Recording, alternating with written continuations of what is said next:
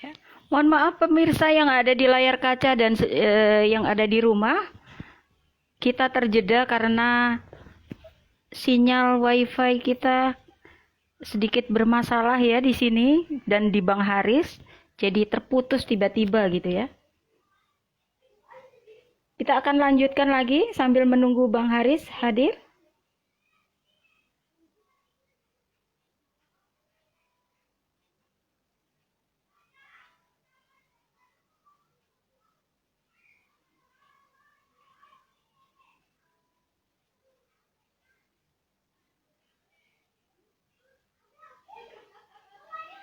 Ya, sambil menunggu Bang Haris.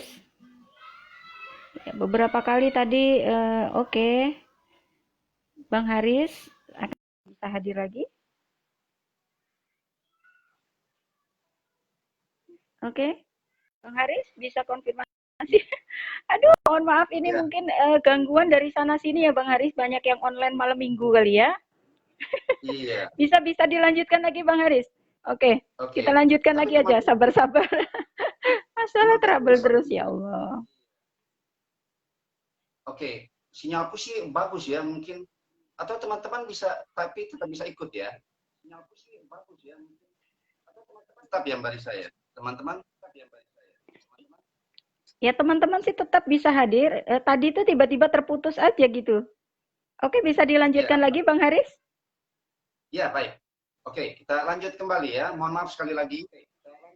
Ya, eh, ini salah satu alasan aku tidak suka virtual. Tidak suka bertemu langsung dengan banyak orang ya. Baik, ini aku lanjutkan. Ya, Oke, oke lanjut. aku ingin menggambarkan bagaimana sebagai seorang penonton aku kagum betul dengan Mas Don, panggilan Sodono Kusumo. Jadi ketika kami masuk sebagai penonton, yang kami lihat itu di gedung Geraha Bakti Budaya. Jadi ketika kami masuk, yang kami lihat penonton itu sebuah layar besar di bibir panggung, itu layar besar dan tampak seperti lukisan. Dan itu memang lukisan di Penogoro. Jadi ada bentuk lukisan penangkapan di Penogoro itu. Nah, kemudian ketika gong ketiga sebagai tanda pertunjukan akan dimulai, kemudian lampu penonton redup dan menyalalah lampu panggung Geraha Bakti Budaya itu. Dan yang mengejutkan adalah tiba-tiba gambar yang ada di lukisan itu, yang semula kita menduga lukisan tentu saja, bergerak dia. Bergerak dan kemudian mengatur komposisi sedemikian rupa. Aku memang tidak sempat bertanya kepada penonton lain, tapi aku mewakili penonton, aku yakin pasti punya pengalaman yang sama. Itu kagum sekali dan tidak menduga tiba-tiba itu bergerak orang yang ada di dalam lukisan itu. Dan ternyata itu adalah para penari dari Mas Don itu. Wah, itu luar biasa sekali. Nah, aku ingin mengatakan bahwa jangankan puisi, Mbak Risa, teman-teman yang lain, lukisan saja itu bisa menjadi inspirasi atau bisa menjadi materi dasar untuk kita kemudian memanggungkan sebuah naskah, memanggungkan sebuah peristiwa teater. Pada lukisan penangkapan di Penogoro dari Raden Saleh.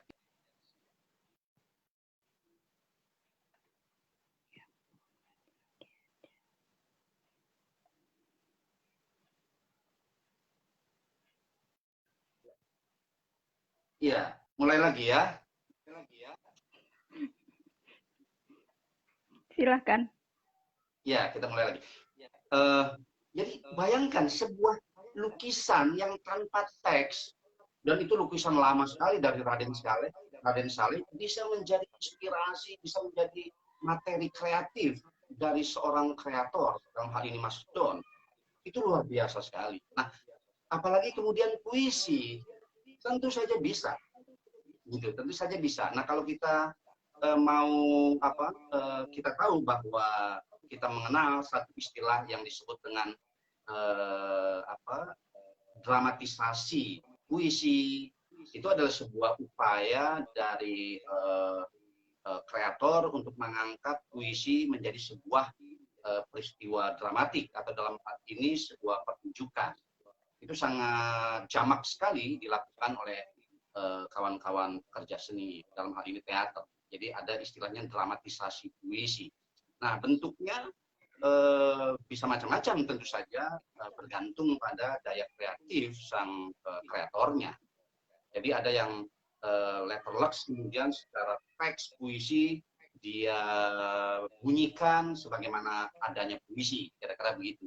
Tapi ada juga yang kemudian memvisualkannya dengan visual yang berangkat dari kata-kata puisi tersebut. Salah satu contoh misalkan sederhana saja, misalkan puisinya Hairil, aku ini binatang jalang dari kumpulannya yang terbuat, misalkan kira-kira seperti itu, maka si dramawan itu atau pemainnya itu atau aktornya itu atau dalam istilahku penafsirnya itu kemudian berupaya menjadi semacam binatang di atas panggung, gitu kira-kira. Nah, dia kemudian merangkak-rangkak dan lain sebagainya. Atau puisinya W.S. Rendra misalkan, puisinya Mas Willy cukup sering dimainkan, misalkan Maria Zaitun, nyanyian angsa, nyanyian angsa. Bukan, sorry, lupa aku tiba-tiba judulnya. Itu juga dimainkan dengan cara nyanyian angsa ya, teksnya ya, Maria Zaitun misalkan. Jadi Maria Zaitun kemudian divisualisasikan sebagai seorang yang pelacur, yang sengsara, yang memiliki penyakit kelamin dan lain sebagainya. Jadi singkatnya bahwa puisi bisa didramakan tentu saja dengan bentuk visual yang macam-macam. Tentu harga yang menarik adalah bagaimana sang sutradara mengangkat puisi itu menjadi sebuah karya drama dengan daya kreatifnya sendiri. Nah, kira-kira begitu.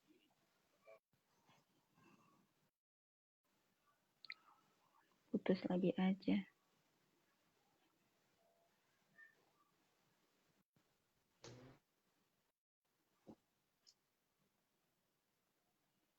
Ya. Mohon maaf pemirsa, terputus lagi. Bang Haris bisa menyambungkan kembali? Ya. Ya, baik. Oke, bisa dilanjutkan lagi? Ya. Jadi sepertinya kita akan mulai terbiasa dengan yampet ini ya. Ya, akan keluar masuknya sudah terbiasa ya. Beberapa kali jadi hal yang rutin sepertinya, tidak apa-apa. Ini tidak mengurangi kegairahan kita ya dalam mendiskusikan seni teater dan puisi pada malam hari ini. Nah, begitu juga cerpen.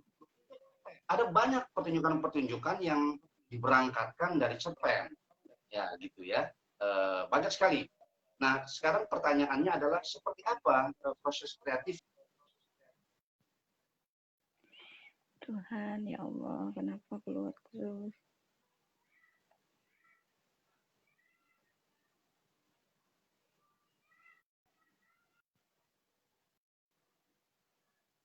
Iya. Oke, lanjut Bang Haris. Ya, oke. Wah, ini waktu kita dikorupsi ya. Iya, betul nih. Nggak apa-apa, nanti ditambahkan. Ya.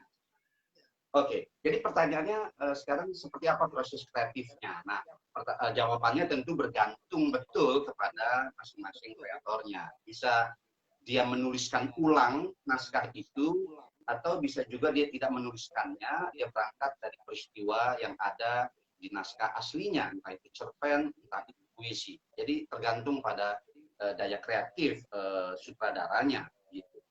Tetapi yang ingin aku katakan bahwa apapun bisa dijadikan, bisa diadopsi menjadi sebuah karya pertunjukan teater. Disitulah menariknya sebuah karya teater. Dia bisa menggunakan, bahkan musik juga bisa diangkat menjadi sebuah karya pertunjukan teater. Begitu, Mbak Arisa. Oke, menarik sekali ya. Jadi teater ini bisa dikontemplasi dengan berbagai macam genre sastra yang ada ya, tidak harus melulu dari teater itu sendiri, naskah teater itu sendiri. Jadi dari puisi bisa, dari cerpen bisa, dari mana-mana bisa, tergantung kreatornya mau diubah menjadi menjadi teks drama atau teks teater atau tidak tergantung kreatornya itu sendiri, begitu ya Bang ya.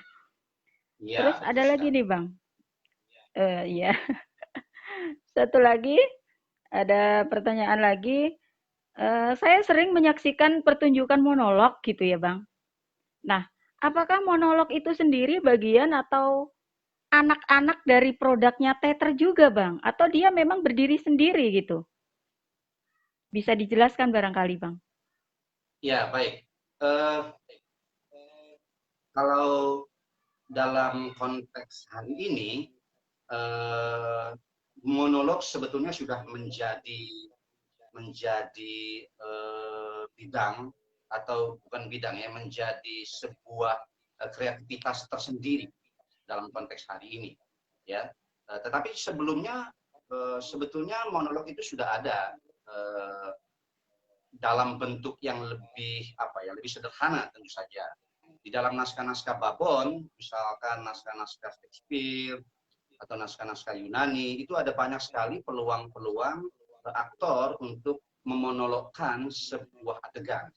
Nah, di dalam naskah Babon itu atau dalam naskah-naskah yang besar itu dalam tanda petik jumlah halaman, adegan, babak, makanya disebut besar, itu ada terselip eh, dua atau tiga adegan yang diistilahkan dengan soliloquy. Jadi ada aktor yang berbicara sendiri, kira-kira begitu. Ada aktor yang mengekspresikan perasaan batin dirinya sendiri. Nah, itu ditulis dalam sebuah bentuk penulisan yang diistilahkan dengan soliloquy. Dan dia kemudian tampil di satu adegan sendirian, gitu. Bisa menceracau begitu. Hilang lagi.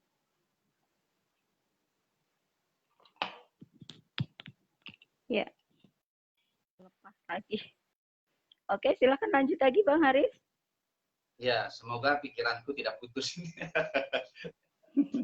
Ya, jadi begitu. Semoga tidak Kalau ya. Oke. ya diistilahkan dengan soliloquy. Tetapi monolog hari ini kemudian dia menjadi satu pilihan kreatif tersendiri. Menarik sebetulnya. Kenapa? Karena ada banyak alasan kemudian monolog berkembang ya. Salah satu alasannya barangkali aku bisa mencatat karena mahalnya produksi teater dengan jumlah pemain yang juga agak sulit kita memegang komitmen mereka dengan waktu latihan dan lain sebagainya. Akhirnya kemudian yang paling mungkin dilakukan adalah ya sudah bermain sendiri gitu.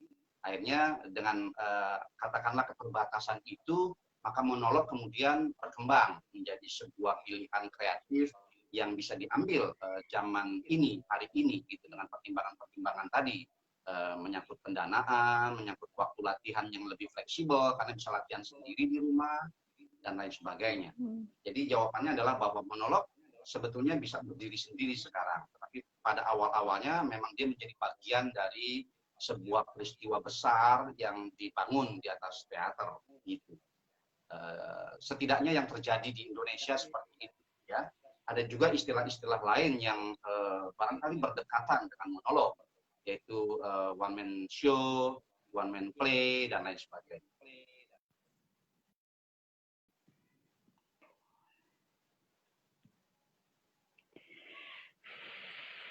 Insyaallah, maaf.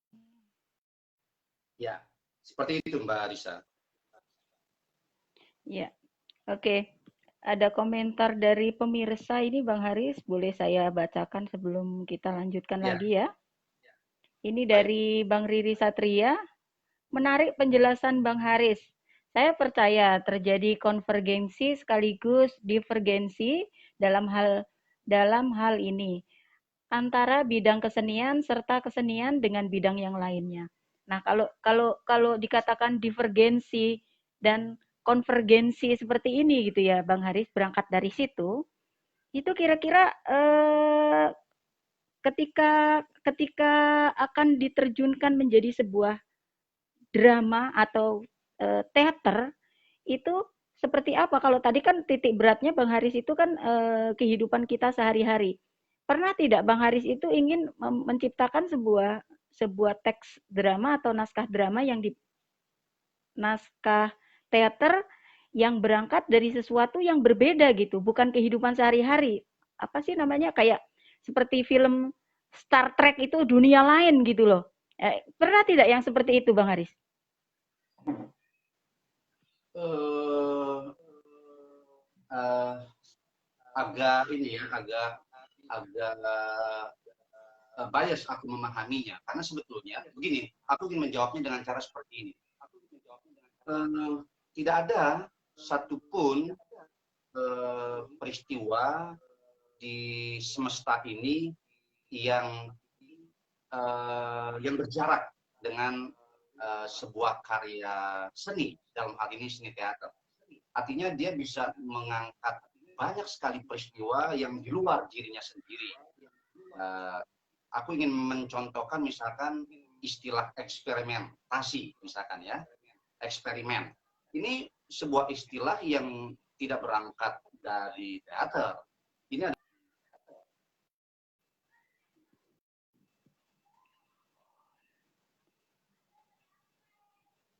Oh, logout terus. Mohon maaf, ini jeda. Oke, bisa lanjut lagi Bang Haris.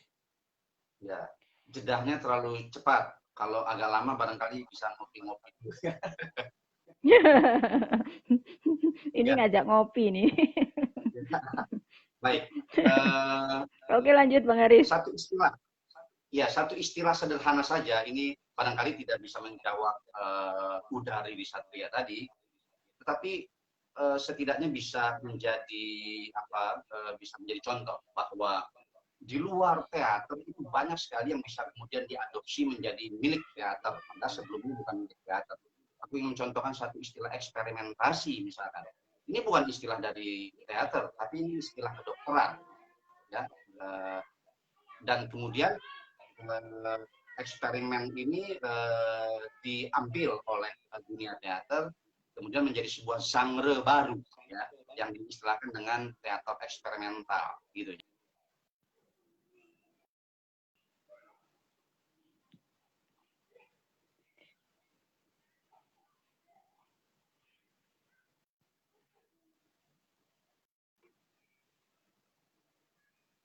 Iya,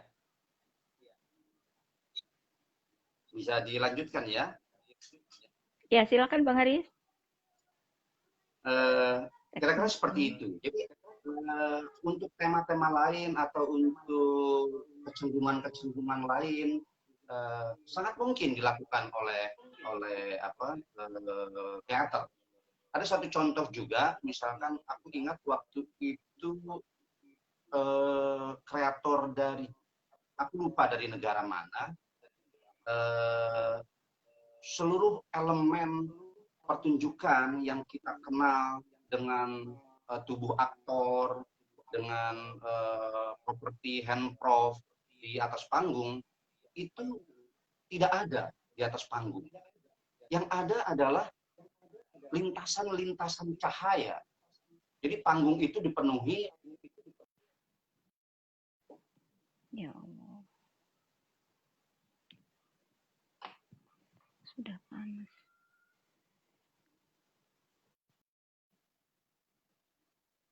Oke, lanjut. Ya. Nah, yang ada adalah lintasan-lintasan cahaya, vertikal, horizontal, saling silang, dan lain sebagainya. Nah, itu menjadi sebuah pertunjukan yang sangat dramatik, gitu, sangat dramatik, dan barulah pada ujungnya muncul tubuh-tubuh aktor, gitu ya, tanpa kata-kata. Nah, itu menjadi semacam peristiwa dramatik, bagaimana cahaya yang dikreasikan oleh seorang kreator menjadi sebuah pertunjukan visual teater, gitu. Ya, tentu kita bisa berdebat panjang apakah ini peristiwa teater atau peristiwa teknologi atau apa gitu, tetapi karena itu ditampilkan di atas panggung, maka itu adalah sebuah medium seni pertunjukan. Artinya dia bisa menjadi bisa diklaim sebagai sebuah pertunjukan teater. Ya Allah. Mohon maaf pemirsa yang ada di rumah dan di mana saja berada, kita sering terjeda mungkin sinyal di sana atau seperti apa ya.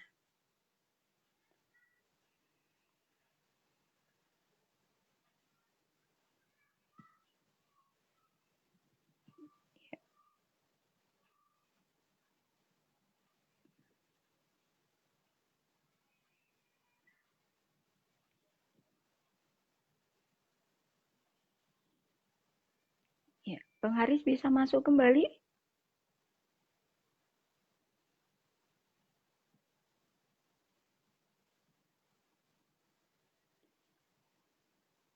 Apa karena malam minggu ya? Jadi banyak yang online sehingga keluar masuk keluar masuk. Ya oke, Bang Haris bisa bisa bergabung kembali. Mohon bersabar pemirsa yang ada di layar kaca dan di mana saja Anda berada. Ya, sambil menunggu Bang Haris masuk kembali ke kita. Iya, aku Oke, alhamdulillah.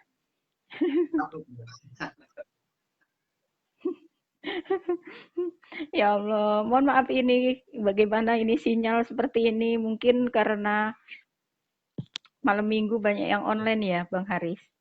Oke, bisa dilanjutkan ini lagi Bang Haris. ya ini menjadi pelajaran buat ya nanti harus potong tumpeng dulu ya atau doa bersama ya. Aduh, ya Allah, Iya, subhanallah. eh, jadi lebih kurang seperti itu, Mbak Lisa, untuk menjawab dari Risa Tria tadi ya. Artinya Mm-mm. apapun yang berada dalam kehidupan ini, entah itu teks, entah itu disiplin ilmu, entah itu apapun, itu bisa sangat mungkin untuk dikreasikan menjadi sebuah karya seni pertunjukan, dalam hal ini seni teater. Begitu. Oke. Oke, terima kasih Ya. Bang Haris. Selanjutnya masih ada pertanyaan dari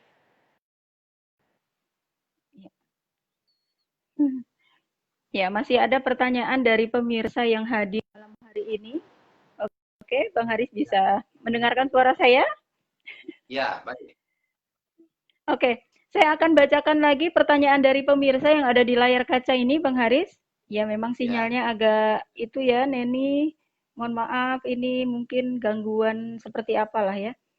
Dari Ninin Kunin. Ya, Ninin Kunin bertanya, pengembangan teater eksperimental yang sebaiknya dilakukan harus harus harusnya dibuat seperti apa dalam pelaksanaannya? Ya, jadi pengembangan teater eksperimental yang sebaiknya dilakukan seharusnya dibuat seperti apa dalam pelaksanaannya gitu, Bang Haris. Pertanyaan dari Ninin Kunin. Ninin Hunin apa Ninin Kunin? Eh, aku agak kurang memahami pertanyaannya, tetapi mungkin aku bisa menjawab dengan cara seperti ini, bahwa tidak ada satu kata kunci yang bisa kita pakai untuk memanggungkan.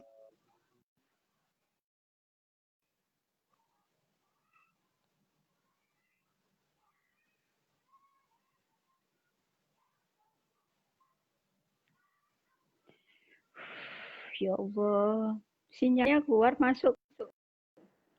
Oke, lanjut Bang Haris. Oke. Ya, baik. Jadi tidak ada satu panduan pun atau tidak ada satu cara yang baik atau yang jitu bagaimana kita memastikan sebuah bentuk pertunjukan, entah itu realisme, entah itu ekspresionisme, entah itu absurd, atau entah itu eksperimental. Itu agak agak sulit kalau dijawab secara apa? Secara pasti. Bagaimana caranya melaksanakannya, gitu ya.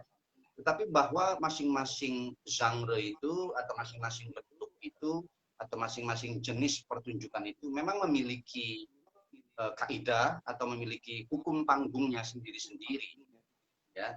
Nah, ketika kita ingin mengangkat sebuah karya realis maka agak sulit kalau kita kemudian cara berpikirnya adalah hukum panggung absurd misalkan atau sebaliknya.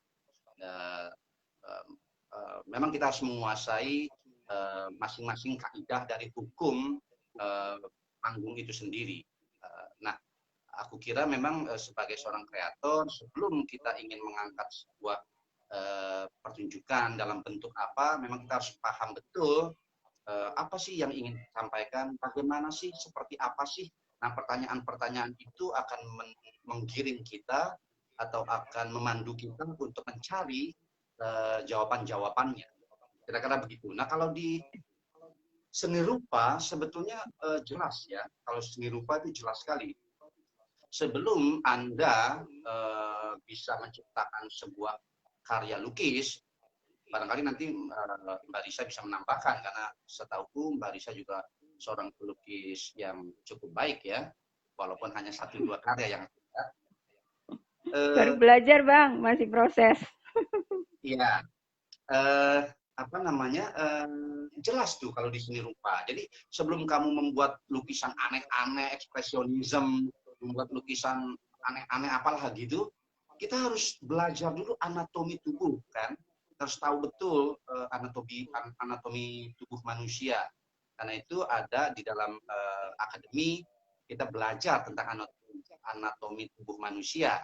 Maka ada banyak kemudian pelukis-pelukis yang melukis model telanjang misalkan. Jadi untuk mengetahui betul apa namanya anatomi dari materi lukisannya. Begitu. Nah, kalau di teater memang agak, aku tidak tahu ya, barangkali karena memang teater itu begitu terbuka gitu ya, tidak ada banyak kreator-kreator yang berangkat tidak dari akademi gitu, sehingga begitu ikut pertunjukan langsung dalam bentuk yang aneh-aneh gitu ya, ada dalam bentuk yang absurd, dalam bentuk yang Perbincangan seru tapi terjeda lagi karena di sana keluar ya. Oke, lanjut lagi Bang. ya. Ini semakin panas semakin dapat terus ya. Iya, Semakin kalau di malam teater, semakin panas. ya, kalau di teater kemudian kreatornya tidak, belum, mohon maaf, aku banyak tahu juga, jadi belum memahami apa yang disebut dalam istilah seni rupa tadi, anatomi tubuh manusia. Tiba-tiba dia sudah membuat kaki yang seperti apa gitu ya, membuat kepala yang besar, tiba-tiba membuat jam apa istilahnya, meleot-meleot seperti lukisannya Da Vinci misalkan, atau Dali Ya. misalkan. Wah, itu jadi kita melihatnya malah ini pertunjukan opo gitu, ini pertunjukan nganeh aja, eksentrik saja, tapi tidak ada justifikasinya terhadap apa yang dilakukan. Nah, itu karena memang tidak ada basic dari awal sang kreator itu untuk mengangkat bentuk pertunjukan yang aneh-aneh tadi gitu. Padahal itu jawabannya untuk Mbak Nuning ya. Ya, Nunin. Selanjutnya Ya, Bang Haris ada lagi yang bertanya. Ini dari semakin menarik nih, banyak yang bertanya Bang Haris. Dari ya. Jusiman Desirua. Izin bertanya, Bang Haris, kalau saja JSM kelak mengadakan event perform melihat potensi anggota JSM, bentuk pertunjukan seperti apa menurut Bang Haris yang bisa kita persiapkan? Ya, jadi kalau misalnya JSM ini akan ada event sebuah mana tadi pertanyaannya hilang. Ya. Kalau JSM ini kelak mengadakan event perform, melihat potensi anggota JSM, bentuk pertunjukan seperti apa menurut Bang Haris yang bisa dipersiapkan oleh JSM? Begitu kira-kira. Hilang lagi. Mohon bersabar, Jusiman Desirua terpuji dengan narasumber kita. Oke, Bang Haris. Ya. Tadi sudah bisa mendengar pertanyaan saya atau perlu saya ulang lagi pertanyaan dari Jusiman? Cukup, cukup. Aku terima pesannya ya. Oke, aku terima Oke, pertanyaannya. oke, oke. Eh, ya, pertama aku tidak tahu makhluk seperti apa JSM itu ya. Itu yang pertama. Jagat Sastra Itu yang, Milenia. ya. Oh iya ya, aku tahu singkatannya, aku tahu. Maksudku, tapi kan aku belum tahu kira-kira seperti apa anggotanya, seperti apa kecenderungan orang-orangnya, cara berpikirnya seperti apa, ketubuhannya seperti apa, gitu. Itu kan aku tidak tahu. Tetapi aku sekali lagi, aku tentu harus menjawab dengan cara yang bisa aku jawab. eh, aku tidak percaya bahwa eh, sebuah kelompok atau seseorang hanya bisa memainkan dalam konteks seni pertunjukan, hanya bisa memainkan satu bentuk saja. Barisa hanya bisa memainkan bentuk pertunjukan yang melankoli misalkan, yang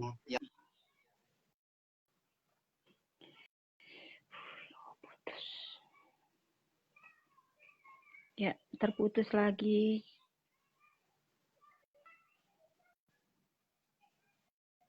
ya. Ya, oke. Ya, baik, kita mulai lagi ya. Mm-mm. Hanya memainkan bentuk-bentuk yang semacam itu. Kalau aku pribadi, aku merasa membatasi potensi yang ada di dalam diri Mbak Risa. Kenapa? Karena kita hanya melihat secara bentuk saja, secara penampilan saja. Katakanlah wajahnya keibuan, katakanlah tubuhnya lemah lembut, katakanlah seperti itu. Sehingga kita kemudian mengarahkan pada bentuk yang realis, yang lembut seperti itu. Aku tidak ingin melihat dengan cara seperti itu, gitu. Jadi apapun ketubuhan orang itu bisa menggunakan atau bisa menampilkan pertunjukan yang diharapkan gitu. Aku pernah apa namanya ada banyak sekali pengalaman kenapa kemudian aku bicara seperti ini, menjawabnya dengan cara seperti ini. Ada satu pemainku dulu itu namanya Retno. Dari namanya saja kita sudah bisa membayangkan kira-kira orangnya seperti apa gitu ya. Retno orangnya ya lembut, orang Jawa, terus juga kehidupan sehari-hari.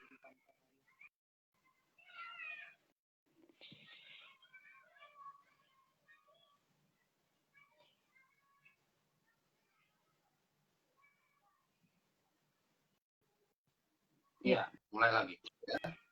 boleh silakan. Ya, sudah semakin terlatih untuk sabar ya. Subhanallah ini.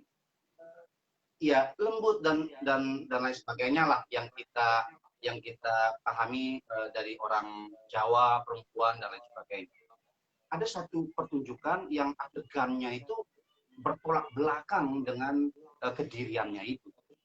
Wah, itu memang tentu saja memang butuh kerja keras.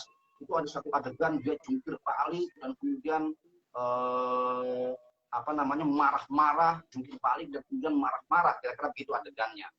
Satu hal yang satu hal yang sangat tidak mungkin dilakukan oleh seorang Retno, kira-kira begitu ya. Tetapi aku sebagai sutradara kemudian menjadi tertantang untuk membuat aktorku itu, Retno itu menjadi aktor yang bisa mengatasi. Ya ampun. Mohon maaf pemirsa yang ada di rumah dan di mana saja berada. Oke, Ya, lanjut Bang. ya, yang bisa mengatasi kelemahan dirinya atau problem ketubuhannya, kira-kira begitu. Dan aku latih sedemikian rupa sampai aku bebaskan kemungkinan-kemungkinan untuk aku mendirect sang pemainku itu. Dan aku minta untuk dia mukul aku, wajahku, aku minta dia untuk memukulnya. Tentu saja dia tidak mampu melakukan itu awal-awalnya, tapi aku paksa, aku rangsang dia, aku stimulasi dia, aku buat sedemikian rupa, akhirnya dia mampu melakukan itu. Dan dia hajar aku, ya aku hanya bisa menutup wajahku, karena dia bukan hanya ditampar, aku mintanya tampar, tapi dia kemudian mukul. Wah, dengan keras sekali. Dan akhirnya setelah itu proses latihan pun berjalan dengan baik. Dan ya bagiku pribadi setidaknya mengejutkan hasilnya. Seorang Retno tiba-tiba menjadi yang aku bayangkan tidak mungkin, tiba-tiba mungkin gitu. Nah, barangkali itu yang bisa aku jawab dengan ilustrasi semacam itu. Aku hanya ingin mengatakan bahwa kawan-kawan JSM bisa memainkan bentuk apapun, ya, bisa memainkan bentuk yang sangat eksperimental, yang sangat fisikal, bahkan yang sangat ketubuhan, bahkan sangat mungkin melakukan itu. Itu satu hal yang ingin aku pastikan. Tetapi memang ada juga sebetulnya kemudian kita mengarahkan untuk karena memang materinya semacam ini, lah kalau begitu kita arahkan kepada sebuah bentuk pertunjukan yang tidak usah jauh-jauh dengan materinya, kira-kira begitu. Ada juga yang seperti itu. Karena kalau kemudian kita mau melakukan hal yang berbeda dari materi aslinya, tentu prasyaratnya banyak sekali. Waktu, tenaga, latihan, disiplin yang keras.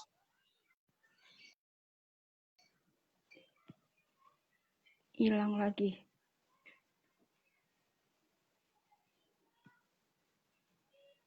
Ya, artinya begitu, Mbak Risa.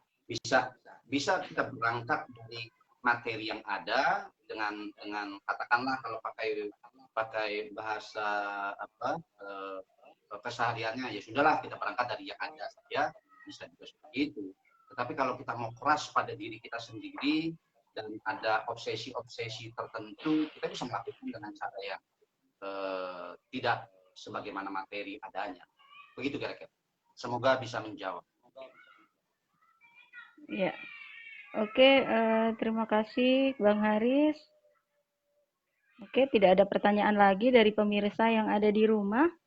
Ya, karena waktu kita sudah terjeda-jeda, tapi lebih dari 1 jam ya, penambahan itu sudah dari 1 jam. Saya akan simpulkan dulu sebelum nanti ditutup dengan baca puisi oleh Bang Haris ya. Kira-kira sedikit lagi ada pertanyaan lagi Bang Haris ini yang masuk ke inbox saya. Apa lagi tadi? Bentar. Ya. Oh ya. Oke. Kira-kira pesan apa yang ingin Abang sampaikan kepada generasi ini, terutama generasi pemula yang ingin memulai belajar berteater gitu Bang? Kira-kira pesan apa yang ingin Abang sampaikan gitu kepada generasi sekarang? Sebelum nanti ditutup dengan baca puisi Abang gitu.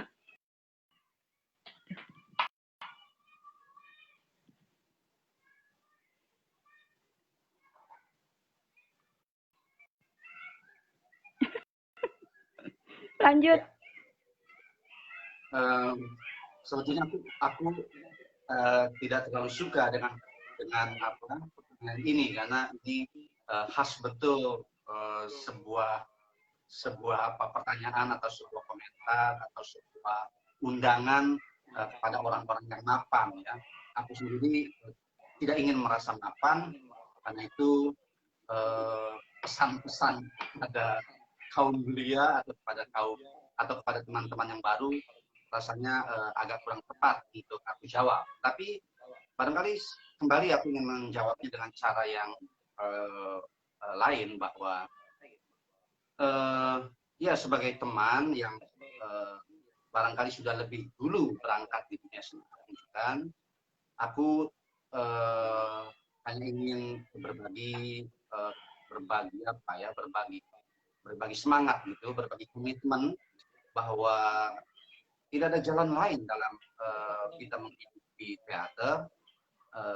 Jalan itu adalah bagaimana kita menyerahkan totalitas diri kita, waktu, tenaga, pikiran bahkan untuk menggulati atau menggumuli atau menggauli bidang yang akan kita masuki. Bahwa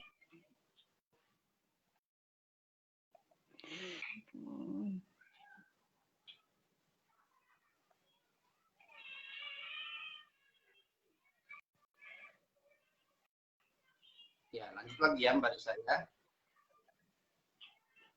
Silakan.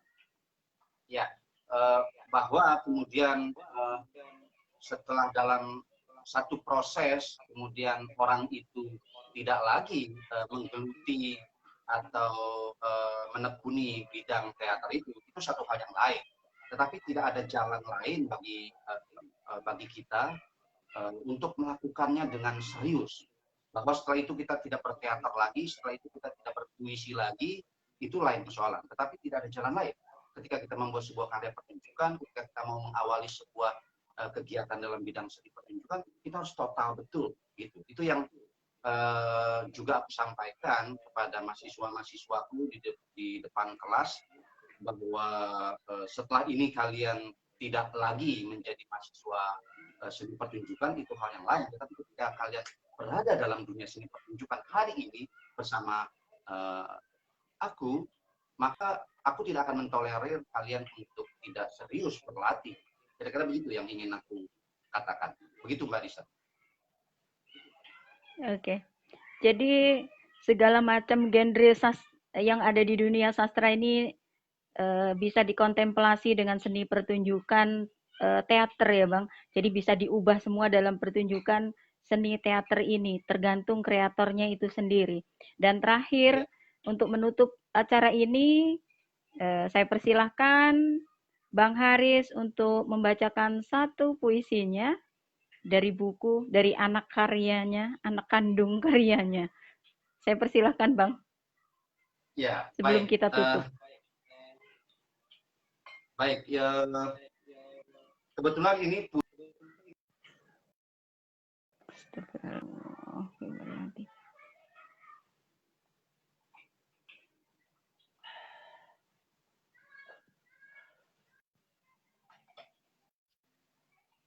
ya. Semoga ketika aku membacakan puisi ini tidak mati lagi ya. Kita doakan tidak puisi terputus.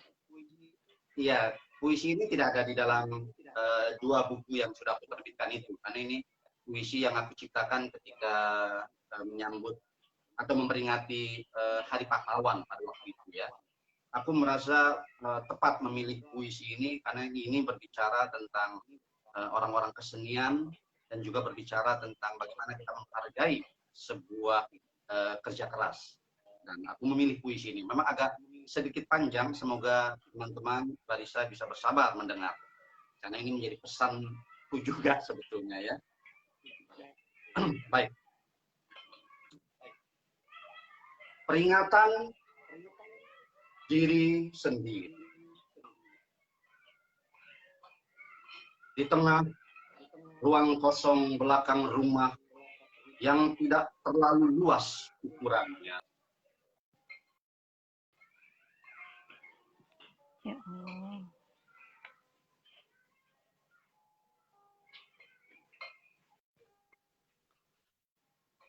Di tengah suara lantang penyanyi tai kucing rasa coklat yang sedang menyanyikan lagu tentang negeri, di mana merah, di mana putih memanggil saat ini.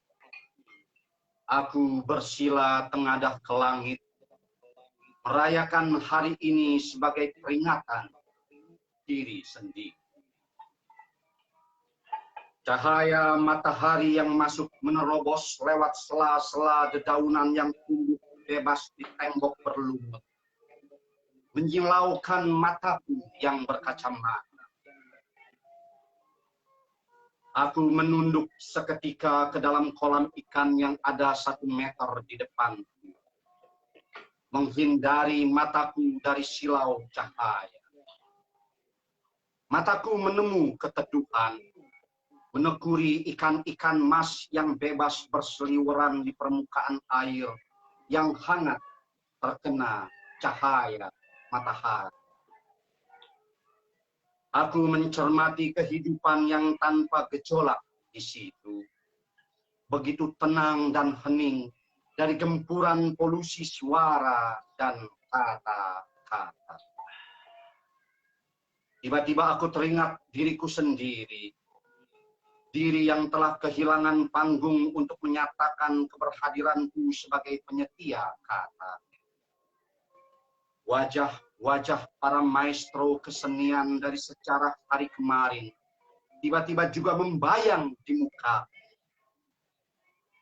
Rendra, Arifin Senur, Sihombing, Suyatna Anirun, dan sejumlah nama lain sebagai maestro dari panggung teater yang kuhormati, telah mengajariku bersitegat dalam kepapaan fasilitas tanpa kehendak untuk menyerah dan kalah mewujudkan sebuah karya.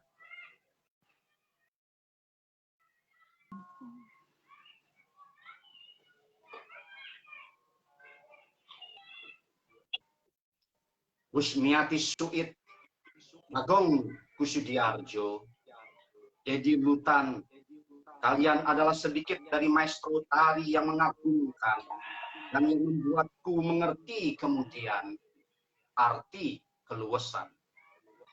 Marjuki, Sardi, Gombloh, Leo Christi, Sahila Tua, Cupangga adalah sebagian dari begitu banyak maestro musik yang bisa kupanggili namanya, yang dengan musiknya telah memberikan vibrasi penyadaran padaku bahwa seberapapun kerasnya kehidupan, sebetapapun cadasnya tantangan masa depan, masih ada harmoni dan keindahan nada yang menyejuk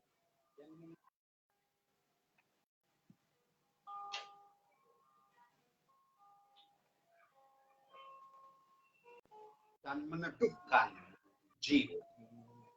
Hamsat, Jabar, Agusta, Sapardi adalah maestro sastra yang tiada tercela dalam laku penyairannya, yang menyebabkan aku berduka kehilangan kalian semua. Dari panggung seni budaya yang telah kuhidupi dan yang telah menghidupi aku dan istriku dan kedua anak-anakku, aku menemukan semesta kesadaran yang sejati. Kini aku telah menghadir dalam panggung yang begitu kucintai, sekaligus kuhormati. Bukan dalam keberlimpahan harta, tidak juga dalam keterkenalan nama, namun hadir sebagai pribadi dengan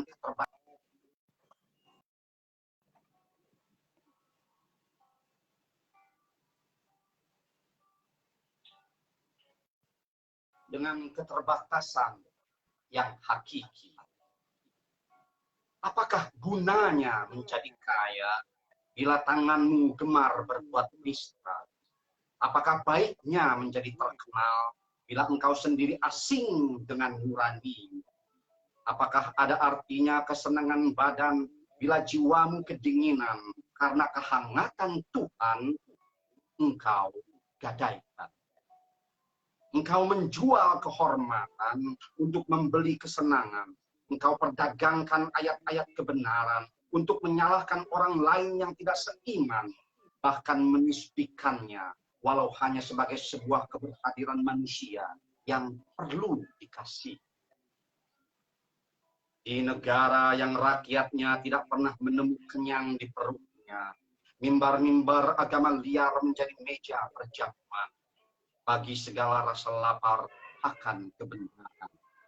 Penjamu dan yang dijamu sama-sama melahap keyakinan dari mitos-mitos yang menyesatkan. Di negara yang rakyatnya cuma suka belajar dari tahayul, setan mudah menjelma jadi nabi palsu atau orang-orang suci. Bagaimana bisa orang yang baru hijrah dari satu agama ke agama lain dijadikan tontonan yang menghibur sekaligus sebagai sumber dengaran bagi kita belajar kebaikan-kebaikan firman. Ini tak bisa dipercaya dan sungguh terbelit logikanya. Tidakkah kita yang mestinya mengajar penghijrah baru itu dalam segala ucap dan kata agar lebih mengerti agama dan juga kebenaran hijrahnya? Ini sejatinya pelecehan diri sendiri yang tiada bisa dipahami. Badanku memulai lelah.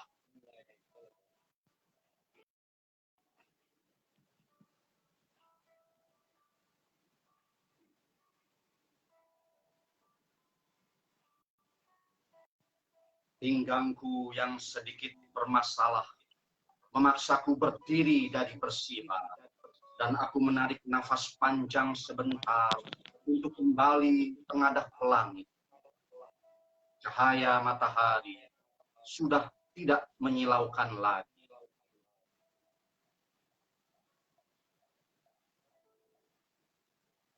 Karena mulai bergerak ke selatan dari tempatku berdiri.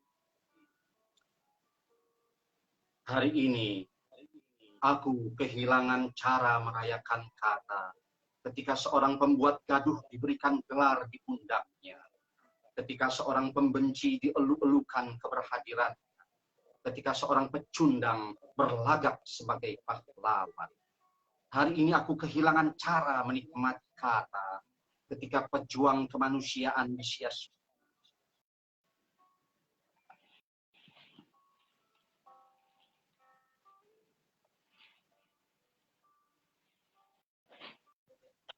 Ketika pengorbanan dilecehkan dan diabaikan.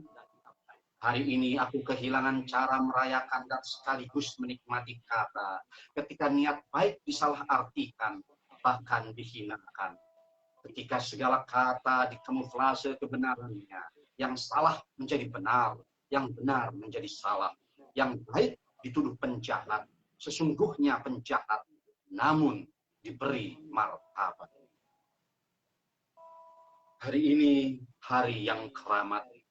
Aku bersitegang memberi hormat kepada darah, air mata, dan juga keringat berjuta rakyat yang telah menyerahkan dirinya berjuang di medan laga dan kehidupan masing-masing demi negeri Indonesia dengan segala cinta dan hormat.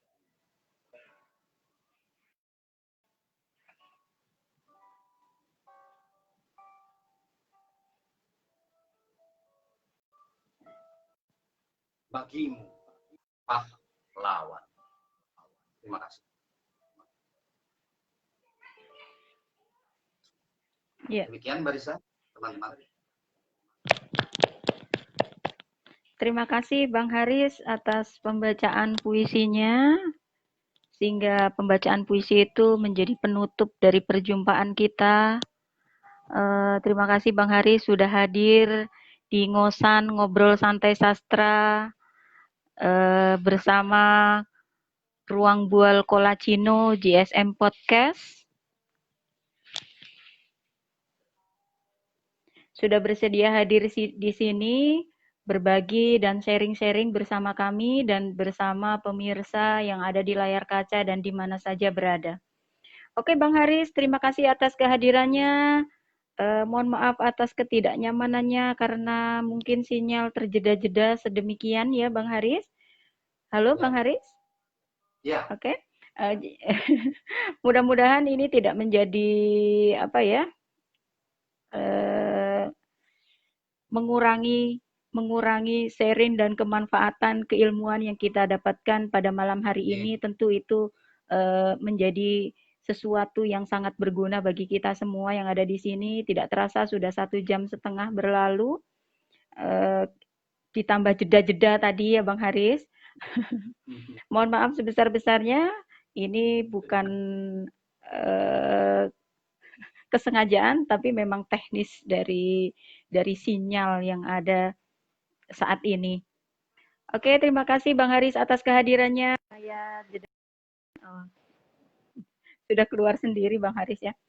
Terima kasih saya ucapkan kepada Bang Haris, sekali lagi kepada pemirsa yang hadir pada malam hari ini, yang ada di layar kaca atau di mana saja berada. Saya ucapkan terima kasih kepada Mbak Nunung, Mbak Veronica Nini, Mbak Juli Julia, kemudian ada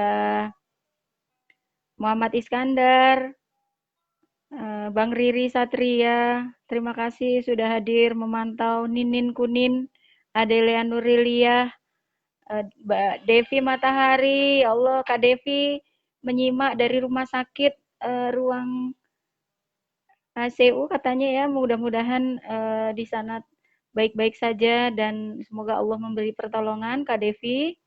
Desundayana terima kasih. Bang Jusiman juga terima kasih sudah bertanya tadi.